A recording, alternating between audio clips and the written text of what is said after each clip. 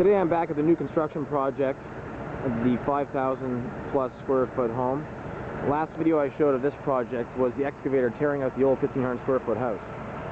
Today we, on the right, have the Kerrisdale lumber truck dropping off the wood for the forms, and on the left here we have the gravel truck doing a second load for the broadening excavation. I'm just going to take a walk in to show a bit more.